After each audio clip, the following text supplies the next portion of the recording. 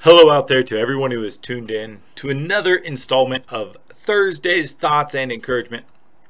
I feel like lately I could just title it Watching Toms Grow Up with a Biblical Application, but that just doesn't have the same ring to it, so we'll stick with Thursday Thoughts and Encouragement. So I'm watching it almost every day. The shakiness of bipedal locomotion, having the ability to walk upright, has some positives and some negatives. On the plus side, walking upright allows us to use our hands for something other than stability. We can pick things up, we can move with them. It is very, very handy. We can see over objects. We don't have to crawl through the dirt. But on the downside, for the first few years of life and periodically after that, it just seems like one giant episode of falling down. As a parent, watching it happen is painstaking. It's just this constant course of up and down. Thankfully, toddlers are very close to the ground, and so it doesn't seem to hurt them as much, and they bounce up rather quickly. And perhaps the most amusing part of all of this is that as adults, we see it happening. It's almost as if we can predict the outcome.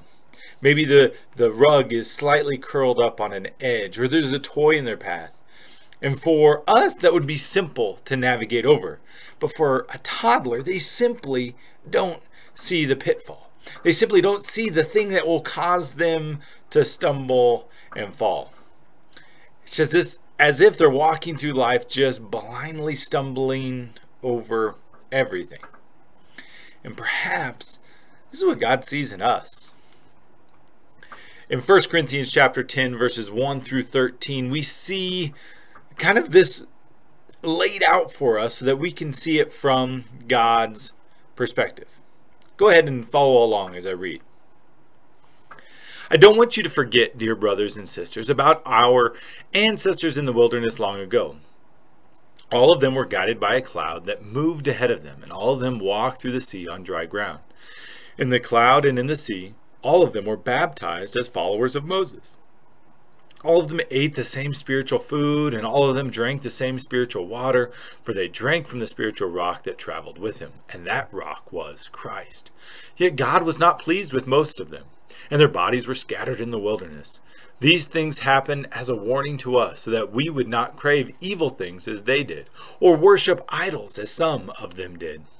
As the scriptures say, the people celebrated with feasting and drinking, and they indulged in pagan revelry. And we must not engage in sexual immorality as some of them did, causing 23,000 of them to die in one day. Nor should we put Christ to the test as some of them did, and then died from snake bites.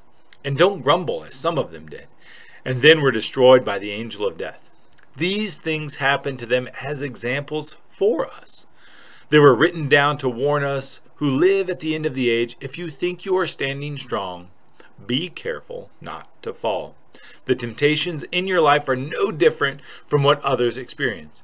And God is faithful. He will not allow the temptations to be more than you can stand.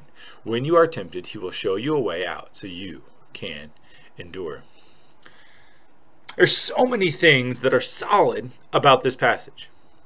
Paul first reminds us that the wanderings in the wilderness are an archetype to the Christian journey. And although they may have been in a physical wilderness, every day of our journey is this spiritual trusting and relying as Christ as we wander through the wastelands. Then Paul reminds them of how many of those sojourners died and perished, mostly in quite unusual ways.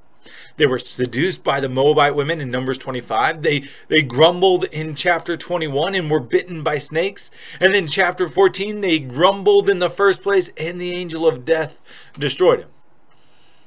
But Paul, although the circumstances, the outcome was unusual, Paul tells us that the pitfalls were quite common. And in fact, all temptations are common to all people. The outcome may be more immediate and peculiar for the Israelites wandering through the wilderness, but the means to the end was the common denominator. And so Paul gives us this encouragement for us to stand strong. Just like when little children are walking, as adults, we see the pitfalls. We see the toy in the way. We see the wrinkle in the carpet. We see the apparent stumbling blocks long before the child falls. And it's easy for us to navigate. And I imagine for God it is the same thing. He sees, oh man, here goes Tom again. This is surely going to cause him to fall. But he doesn't leave us there.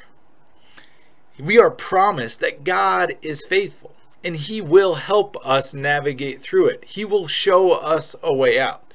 He doesn't leave us as stranded in the wilderness, but he is guiding us as long as we allow that to happen. And so it's by leaning on God and looking at the examples of those who came before us and being careful and vigilant, watchful, not to fall. Thank you, and God bless.